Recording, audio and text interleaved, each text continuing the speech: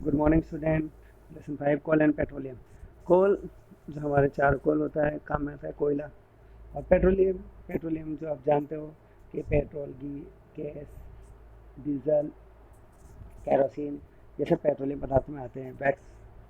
अब आते हैं कि नेचुरल मैन मेड। अब जो कि कोल है, ये क्या होता है, प्राकृतिक रूप से मिलता है। पेट्रोलियम हम प्राकृतिक रूप से मिलता है, इससे हम बना नहीं सकते, तो ये हो गया नेचुरल। अब तो ये जो पेट्रोल है और कोल है, ये बनता है फॉसिल फ्यूल से। क्या होता है? Fossil fuel. फॉसिल फ्यूल आपने नाम सुना है?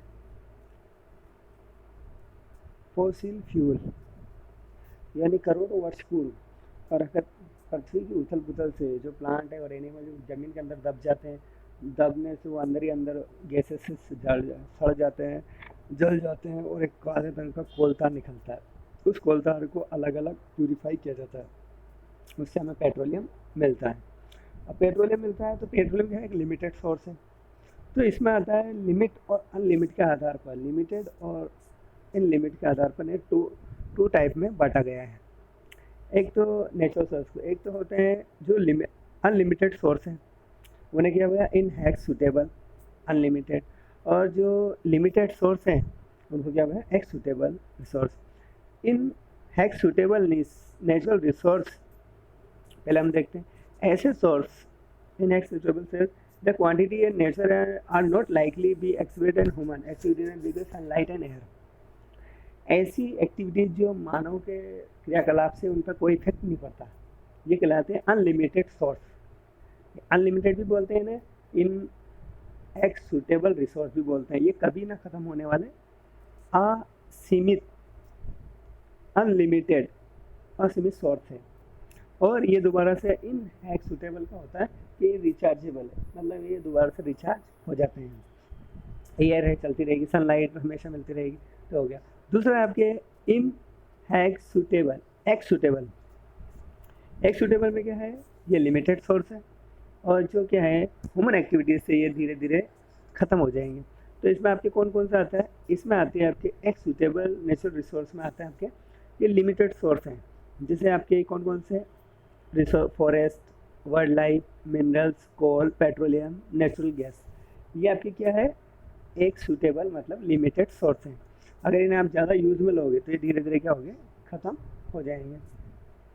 तो ये आगे आपके एक्सूटेबल। और जो इसके बाद आता है आपके, इनमें से हम एक एक की स्टडी करेंगे। अब आपको समझ में आ गया एक्सूटेबल और एक्सूटेबल, यानी जिन इन हैक सूटेबल जिनको दोबारा से बनाया जा सकता है, आसानी से मिल जाते हैं, जैसे एयर, वाटर, सन, सनलाइट और एयर, ये हमें सब जगह मिल जाते हैं। तो ये क्या है, आजकल इनका यूज़ ज़्यादा हो रहा है और इन्हें क्या बोलते हैं हम, इनको एक्स सूटेबल, इन हैग्स सूटेबल नेचुरल रिसोर्स को हम क्या बोलते हैं, मॉडर्न रिसोर्स भी बोलते हैं। आजकल इन पे जैसे पवन चक्की है, सन सोलर प्लान है, सोलर पैनल लगाए जा रहे हैं, वो सब क्या है, नेचुरल एनर्जी रिसोर्स है।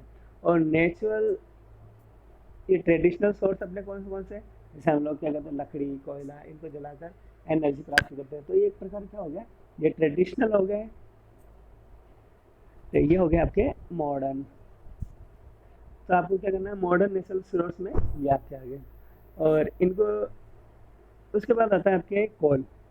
अब देखते हैं कोल। अब कोल क्या होता है कि नॉर्मल लकड़ी का एक ब्लैक पार्ट होता है जला हुआ, नॉर्मल आप लकड़ी को देखते हो, लेकिन क्या होता है कि जो ज़मीन के अंदर से निकाला जाता है, ज़मीन के अंदर से क्या होता है, कोयले जो ज़मीनों के अंदर प्राकृतिक उथल पुथल से जो कोयले बनते हैं वो 4 टाइप के होते हैं। जो कोल होता है, नॉर्मल हम लकड़ी को जला से बनाते हैं, लेकिन वो कोयल क्या होता है, अच्छी क्वालिटी का नहीं होता है। ज़मीन की प्राकृतिक उथल पुथल से क्या होता है, प्लांट और एनिमल के दबने से जो कोयला बनता है वो कहलाता है आपके the process of dead in vegetable in coal is called carbonification, carbonisation.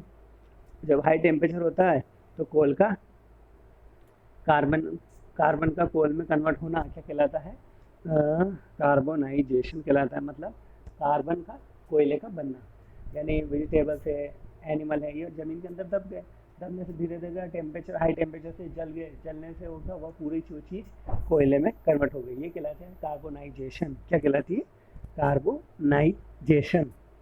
तो कोल जो होते हैं वो 4 टाइप के होते हैं। कितने टाइप के होते हैं, 4 टाइप के कोल होते हैं आपके।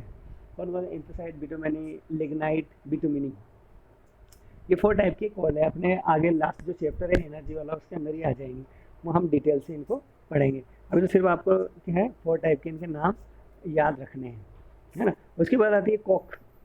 अब कोक क्या होता है कि वही जो कोक है ना, उसके ब्लैक जो सब्सटेंस होते हैं, जो उसे क्या बोलते हैं अपन, कोक बोलते हैं। उसका जो बारीक चूरा होता है, जैसे कोयला तो पूरा होता है ना, कोक मतलब उसका बारीक चूर्ण, बिल्कुल बारीक पिसा हुआ जो काला चूर्ण होता है, उसे क्या बोलते हैं, कोक बोलते हैं।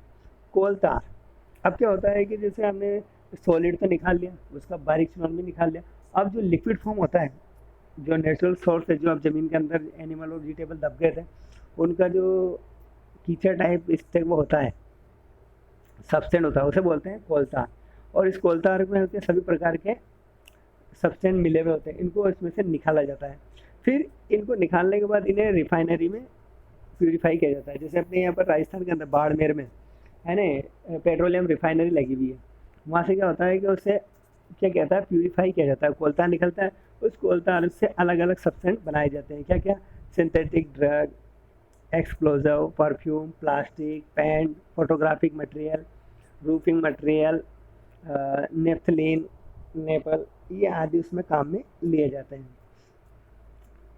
अब इसके जो होते हैं, जो कोलतार होता है, वो कोलतार जो लास्ट में काम में आता है, वो रोड बनाने में भी काम में लिया जाता है।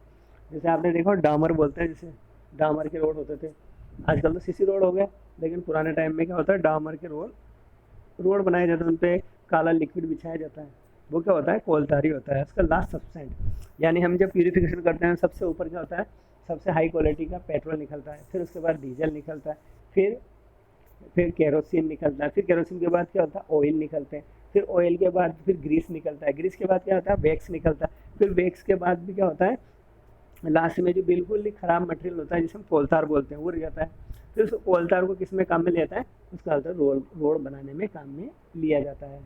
तो यहाँ तक समझ में आया आपके?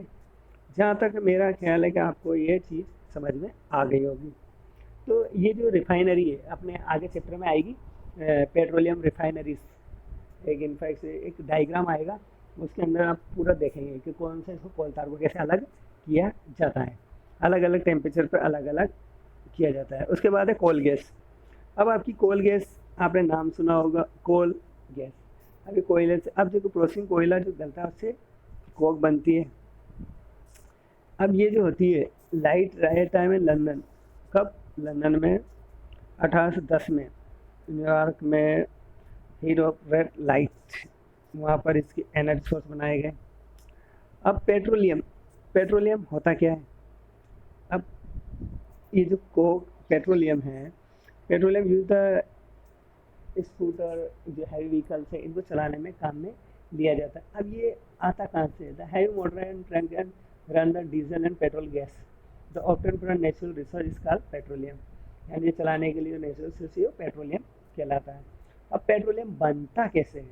तो बनने में मैंने आपको बताया था कि पेट्रोलियम कैसे बनता है, कि जो हमारे जो अर्थ होती है, प्राकृतिक उथल पुथल से क्या होता है कि इसमें कभी, जैसे भी हम ये मान लो कि अभी कोरोना आया, तो कोरोना से तो हम बच गए, लेकिन कभी कभी क्या होता है, भूकंप आ जाते हैं बड़े बड़े, तो पूरी की पूरी सिटीज़ नीचे दब जाती है ज़मीन के अंदर, पता नहीं लगता कि यहाँ कोई सिटीज़ थी।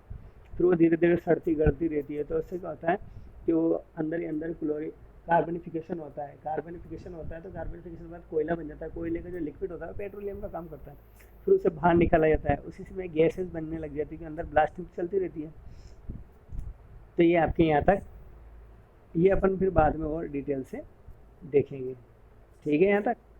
तो एक बार आप देखो ऊपर से क्या है, 2 प्रकार के सोर्स होते हैं, इनएग्जीक्यूटेबल, एक्जीक्यूटेबल। इनएग्जीक्यूटेबल जो अनलिमिटेड सोर्स है, आपके सनलाइट एयर जो कभी ना ख़त्म होने वाले हैं, हमेशा रहेंगे। एक्जीक्यूटेबल रिसोर्स जो लिमिटेड सोर्स है, जो एक निश्चित लिमिट है, इसके ज़्यादा हम यूज़ में लेंगे तो ख़त्म हो जाएंगे। जैसे कौन कौन से आपके फॉर एग्जांपल हैं, आपके फॉरेस्ट है, वाइल्ड लाइफ है, मिनरल्स है, कोल है, पेट्रोलियम है, ये। अब पेट्रोलियम को बनाने में करोड़ों वर्ष लगते हैं, एक दिन में तो बनता नहीं है, तो ये क्या हो गया, नॉन रिजेबल हो गया। उसके बाद आते हैं आपके, ये है कोल। जो कोल होता है, ये कोयला जो हमें एनिमल के वेस्ट में जो नीचे दब जाने, हाई टेम्परेचर से डेड पार्टिकल और एनिमल प्लानट से, एनिमल और प्लांट से पानी दबने से सड़ने से जो बनता है, कोयला बनता है, उसे क्या बोलते हैं, कार्बनिफिकेशन बोला जाता है। कार्बनिफिकेशन इसमें होता है। दूसरा कोक का, जो कोल होते हैं वो 4 टाइप के होते हैं। कोक, कोक ये क्या होता है, कोयले का बारीक चूर्ण होता है जिसे कोक बोलते हैं, और जो इसकी लिक्विड फॉर्म होती है कोयले की उसे बोलते हैं कोलता। और इस कोलता से क्या होता है कि पेट्रोलियफिकेशन, 20 प्रकार के सब्सटेंट, 100 प्रकार के सब्सटेंट है, उनको अलग अलग किया जाता है, जो अलग अलग मटेरियल में बनाने में काम में लेते हैं। नेचुरल गैस, इसमें क्या होती है, मीथेन गैस होती है। मीथेन गैस का यूज होता है जो अंदर से मिलती है। उसके बाद आता है पेट्रोलियम। पेट्रोलियम क्या होता है कि अंदर हैवी मेटल, मोटरसाइकिल इनको चलाने के लिए जो चीज़ काम में लेती है वो पेट्रोलियम कहलाता है। यहाँ तक ठीक है आपके? फिर हम देखते हैं